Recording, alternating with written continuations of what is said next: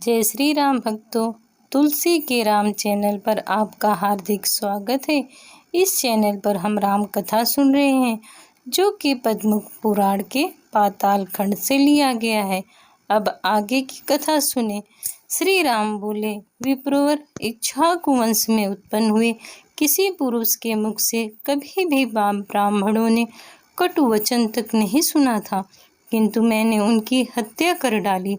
वर्ण और आश्रम के भेद से भिन्न भिन्न धर्मों के मूल हैं वेद, और वेदों के मूल हैं ब्राह्मण। ब्राह्मण वंशी वेदों की संपूर्ण शाखाओं को धारण करने वाले एकमात्र वृक्ष हैं। ऐसे ब्राह्मण कुल का मेरे द्वारा संहार हुआ है। ऐसी अवस्था में मैं क्या करूं जिससे मेरा कल्याण हो? अगस्त्य जी ने कहा, राजन, आप अंतर्यामी आत्मा एवं प्रकृति से परे साक्षात परमेश्वर हैं। आप ही इस जगत के कर्ता, पालक और संहारक हैं। साक्षात गुणातीत परमात्मा होते हुए भी आपने स्वेच्छा से सगुण रूप धारण किया है। शराबी, ब्रह्मत्यारा, सोना चुराने वाला तथा महापापी, गुरु स्त्रीगामी, ये सभी आपके नाम का उच्चारण करने मात्र से तत्काल पवित्र हो जाते हैं। महामते, ये जनक, कुशोरी, भगवती सीता महाविद्या हैं, जिनके स्मरण मात्र से मनुष्य मुक्त होकर सद्गति प्राप्त कर लेंगे। लोगों पर अनुग्रह करने वाले महावीर श्री राम, जो राजा अश्वमेध यज्ञ का अनुष्ठान करता है वह सब पापों से पार हो जाता है। राजा मनु, सगर, मरुत और नहुसनंदन ययाति, ये आपके सभी पूर्वज करके परम पद को प्राप्त हुए हैं। महाराज, आप सर्वदा समर्थ हैं, अतः आप भी इस यज्ञ को करिए जो कि आपके पूर्वजों ने किया था। परम सौभाग्यशाली श्री रघुनाथ जी ने महर्षि अगस्त्य जी की बात सुनकर यज्ञ करने का विचार किया और उनसे यज्ञ की विधि पूछी। श्री राम बोले, महर्षि, अश्वमेध यज्ञ में कैसा अश्व होना चाहिए, उसके पूर्व की विधि क्या है, किस प्रकार उसका अनुष्ठान किया जाता है तथा उसके लिए किन किन शत्रुओं को जीतने की आवश्यकता है? अगस्त्य जी ने कहा, हे रघुनंदन, जिसका रंग गंगा जल के समान उज्ज्वल तथा सभी सुंदर हो, जिसका कान श्याम, मुख लाल और पूंछ पीले रंग का हो तथा जो देखने में अच्छा जान पड़े, वह उत्तम लक्षणों से लक्षित अश्व ही अश्वमेध में ग्राह बतलाया गया है। वैशाख मास की पूर्णिमा को अश्व की विधिवत पूजा करके एक ऐसा पत्र लिखें जिसमें अपने नाम तथा बल का उल्लेख हो। वह पत्र घोड़े के ललाट में बांधकर उसे स्वच्छंद विचरने के लिए छोड़ देना चाहिए तथा बहुत से राक्षसों को तैनात करके उसकी सब ओर से प्रयत्न पूर्वक रक्षा करनी चाहिए। यज्ञ का घोड़ा जहाँ जहाँ जाए उन स्थानों पर रक्षकों को भी जाना चाहिए। जो कोई राजा अपने बल या पराक्रम के घमंड में आकर उस घोड़े को जबरदस्ती बांध ले, उससे लड़ भिड़ कर उस यज्ञ को बलपूर्वक छीन लेना रक्षकों का कर्तव्य है। जब तक अश्व लौट कर न आ जाए तब तक यज्ञकर्ता को उत्तम विधि एवं नियमों का पालन करते हुए राजधानी में ही रहना चाहिए। वह ब्रह्मचर्य का पालन करे और मृग का सिंह हाथ में धारण किए रहे। यज्ञ संबंधी व्रत का पालन करने के साथ ही 1 वर्ष तक दीनों, अंधों और दुखियों को धन आदि देकर संतुष्ट करते रहना चाहिए। महाराज, बहुत सा अन्न और धन दान करना उचित है। याचक जिस जिस वस्तु की याचना करे, बुद्धिमान दाता को उसे वही वस्तु देनी चाहिए। इस प्रकार का कार्य करते हुए यजमान का यज्ञ जब भली भांति पूर्ण हो जाता है तो वह सब पापों का नाश कर डालता है। शत्रुओं का नाश करने वाले रघुनाथ जी, आप यह सब कुछ करने, सब नियमों को पालने तथा अश्व का विधि पूर्वक पूजन करने में समर्थ हैं। अतः इस यज्ञ के द्वारा अपनी विशद कीर्ति का विस्तार करके दूसरे मनुष्यों को पवित्र कीजिए। श्री रामचंद्र जी ने कहा, विप्रवर, आप इस समय मेरी अश्वशाला का निरीक्षण कीजिए और देखिए उनमें ऐसे उत्तम लक्षणों से संपन्न घोड़े हैं या नहीं। भगवान श्री राम की बात सुनकर दयालु महर्षि उठ खड़े हुए और यज्ञ योग उत्तम घोड़े को देखने के लिए चल दिए। श्री रामचंद्र जी के साथ अश्वशाला में जाकर उन्होंने देखा, वहाँ चित्र विचित्र शरीर वाले अनेकों प्रकार के अश्व हैं, जो मन के समान वेग वाले और अत्यंत बलशाली प्रतीत होते हैं। उसमें ऊपर बताए हुए रंग के एक दो नहीं सैकड़ों घोड़े थे, जिनकी पूंछ पीली और मुख लाल थे। साथ ही वे सभी तरह के शुभ लक्षणों से संपन्न दिखाई देते थे। उन्हें देखकर अगस्त्य जी बोले, रघुनंदन, आपके यहाँ अश्वमेघ के योग बहुत सुंदर घोड़े हैं, अतः आप विस्तार के साथ उस यज्ञ का अनुष्ठान कीजिए। महाराज श्री राम, आप महान सौभाग्यशाली हैं। देवता और असुर सभी आपके चरणों पर मस्तक झुकाते हैं, अतः आपको इस यज्ञ का अनुष्ठान अवश्य करना चाहिए।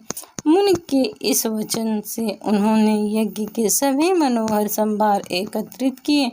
इसके पश्चात महाराज श्री राम मुनियों के साथ सरयू तट पर आए और सोने के हलों से 4 योजन लंबी चौड़ी बहुत बड़ी भूमि को जोता। इसके बाद उन पुरुषों ने यज्ञ के लिए अनेकों मंडप बनवाए और योनि एवं मेखला से युद्ध कुंडल का विधिवत निर्माण करके उसे अनेकों रत्नों से सुसज्जित एवं सब प्रकार की शोभा से संपन्न बनाया। महान तपस्वी एवं परम सौभाग्यशाली मुनिवर वशिष्ठ ने सब कार्य वेद शास्त्र की विधि के अनुसार संपन्न कराया। उन्होंने अपने शिष्यों को महर्षियों के आश्रमों पर भेजकर कहलाया कि श्री रघुनाथ जी अश्वमेघ यज्ञ का अनुष्ठान करने के लिए उद्यत हुए हैं, अतः आप सब लोग उसमें पधारें। इस प्रकार आमंत्रित होकर वे सभी तपस्वी महर्षि भगवान श्री रामचंद्र जी के दर्शन के लिए उत्कंठित होकर वहां आए। नारद, असित पर्वत, कपिल मुनि, जातुकर्ण, अंगीरा, आष्टिरविषेण, अत्रि, गौतम, हारित, याज्ञवल्क्य तथा संवर्त आदि महात्मा में भी भगवान श्री राम के अश्वमेघ यज्ञ में आए। श्री रघुनाथ जी ने बड़े आनंद के साथ उठकर उनका स्वागत किया और उन्हें प्रणाम करके अर्घ्य तथा आसन आदि देकर उन सब की विधिवत पूजा की। फिर गौ और सुवर्ण निवेदन करके वे बोले, महर्षियों, बड़े भाग्य है जो आपके दर्शन हुए। शेष जी कहते हैं, ब्राह्मण, इस प्रकार जब वहाँ बड़े बड़े ऋषियों का समुदाय एकत्रित हुआ तो उसमें वर्ण और आश्रमों के अनुकूल धर्म विषयक चर्चा होने लगी। वात्स्यायन जी ने पूछा, भगवान, महाधर्म के संबंध में क्या क्या बातें हुई? कौन कौन सी अद्भुत बात बताई गई? उन महात्माओं ने सब लोगों पर दया करके किस विषय का वर्णन किया? शेष जी ने कहा, होने महापुरुष में श्रेष्ठ दशरथ नंदन भगवान श्री राम ने सब मुनियों को एकत्रित करके उनसे समस्त वर्णों और आश्रमों के धर्म पूछे। श्री रघुनाथ जी के पूछने पर उन महर्षियों ने जिन जिन महान गुणकारी धर्मों का वर्णन किया उन सबको मैं विधि पूर्वक बतलाता हूँ, आप ध्यान होकर सुने। ऋषि बोले, ब्राह्मण को सदा यज्ञ करना और वेद पढ़ाना अधिकार करना चाहिए। वह ब्रह्मचर्य आश्रमों में वेदों का अध्ययन पूर्ण करने की इच्छा हो, उससे विरक्त हो जाए तो यदि ऐसी इच्छा न हो तो गृहस्थ आश्रम में प्रवेश करे। नीच पुरुषों की सेवा से जीविका चलाना ब्राह्मण के लिए सदा त्याज्य है। वह आपत्ति में पड़ने पर भी कभी सेवा वृत्ति से जीवन निर्वाह न करे। संतान प्राप्ति की इच्छा से ऋतुकाल में अपनी पत्नी के साथ समागम करना ही उचित माना गया है। दिन में स्त्री के साथ संपर्क करने वाले पुरुष की आयु नष्ट होती है। श्राद्ध का दिन और सभी पर्व स्त्री समागम के लिए निषिद्ध हैं, अतः बुद्धिमान पुरुषों को इनका त्याग करना चाहिए। जो मोहवश उक्त समय में भी स्त्री के साथ संपर्क करता है वह उत्तम धर्म से भ्रष्ट हो जाता है। जो पुरुष केवल ऋतुकाल में स्त्री के साथ समागम करता है तथा अपनी ही पत्नी में अनुराग रखता है, उस पर उत्तम गृहस्थ को इस जगत में सदा ब्रह्मचारी ही समझना चाहिए। स्त्री के रजस्वला होने से लेकर 16 रात्रियां ऋतु कहलाती हैं। उनमें पहली 4 रातें निंदित हैं, अतः उसमें स्त्री का स्पर्श नहीं करना चाहिए। शेष 12 रातों में जो सम संख्या वाली अर्थात 6ठी और 8वीं रातें होती हैं, उनमें स्त्री समागम करने से पुत्र उत्पत्ति होती है, और विषम संख्या वाली अर्थात 5वीं 7वीं रात्रियां कन्या की उत्पत्ति कराने वाली होती हैं। जिस दिन चंद्रमा अपने लिए दूषित हो, उस दिन को छोड़कर तथा मघा और मूल नक्षत्र का भी परित्याग करके विशेषतः पुल्लिंग नाम वाले श्रवण आदि नक्षत्रों में शुद्ध भाव के साथ पत्नी के साथ समागम करें। इससे चारों पुरुषार्थों के साधक शुद्ध एवं सदाचारी पुत्र का जन्म होता है। थोड़ी सी भी कीमत लेकर कन्या को बेचने वाला पुरुष पापी माना गया है। ब्राह्मण के लिए व्यापार, राजा की सेवा, वेदाध्ययन का त्याग, निंदित विवाह और नित्य कर्म का लोभ, ये दोष कुल को नीच गिराने वाले हैं। गृहस्थ आश्रम में रहने वाले पुरुष को अन्न, जल, दूध, मूल तथा फल आदि के द्वारा अतिथि का सत्कार करना चाहिए। आया हुआ अतिथि सत्कार न पाकर जिससे घर से निराशा लौट जाता है, वह गृहस्थ जीवन भर के कमाए हुए पुण्य के क्षण भर में वंचित हो जाता है। गृहस्थ को उचित है कि वह बलि, वैश्य, देव, कर्म के देवताओं, पितरों तथा मनुष्यों को उनका भाग देकर शेष अन्न का भोजन करे।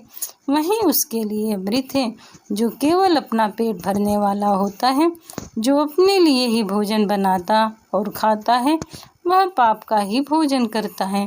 तेल में षष्ठी और अष्टमी को सदा मांस से सदा ही पाप का निवास है। चतुर्दशी को छोर कर्म तथा अमावस्या को स्त्री समागम का त्याग करना चाहिए। रजस्वला अवस्था में स्त्री के संपर्क से दूर रहे, पत्नी के साथ भोजन न करे, एक वस्त्र पहनकर तथा चटाई के आसन पर बैठकर भोजन करना निषिद्ध है। अपने में तेज की इच्छा रखने वाले श्रेष्ठ पुरुष को भोजन करती हुई स्त्री की ओर नहीं देखना चाहिए। मुंह से आग को न फूंके, नंगी स्त्री की ओर दृष्टि न डाले, बछड़े को दूध पिलाती हुई गौ को न छेड़े, दूसरे को इंद्रधनुष न दिखावे, रात्र में दही खाना सर्वदा निषिद्ध है। आग में अपने पैर न सेके, उससे कोई अपवित्र वस्तु न डाले, किसी भी जीव की हिंसा तथा दोनों संध्याओं के समय भोजन न करें। रात्रि को खूब पेट भरकर भोजन करना उचित नहीं है। पुरुष को नाचने, गाने और बजाने में आसक्ति नहीं रखनी चाहिए। कांसे के बर्तन में पैर धुलना निषिद्ध है। दूसरों के पहने हुए कपड़े और जूते न धारण करें। फूटे अथवा दूसरे के जूठे किए हुए बर्तन में भोजन न करें। भीगे पैर न सोएं, हाथ और मुंह से झूठे रहते हुए कहीं न जाएं, सोते सोते न खाएं, उच्छिष्ट अवस्था में मस्तक का स्पर्श न करें, दूसरों के गुप्त भेद न खोलें। इस प्रकार गृहस्थ धर्म का समय पूरा करके वानप्रस्थ आश्रम में प्रवेश करें। उस समय इच्छा हो तो वैराग्य पूर्वक स्त्री के साथ रहें, अथवा स्त्री को साथ न रहकर उसे पुत्रों के अधीन सौंप दें। वानप्रस्थ धर्म का पूर्ण पालन करने के पश्चात विरक्त हो जाएं, संन्यास ले लें। वात्स्यायन जी उस समय महर्षियों ने उपर्युक्त प्रकार के अनेकों धर्मों का वर्णन किया तथा संपूर्ण जगत में महात्मा हितैषी भगवान श्री राम जी ने उन सबको ध्यानपूर्वक सुना। इस प्रकार से यह अध्याय संपूर्ण हुआ। अब आगे की कथा आप अगले वीडियो में सुनिए। जय श्री राम।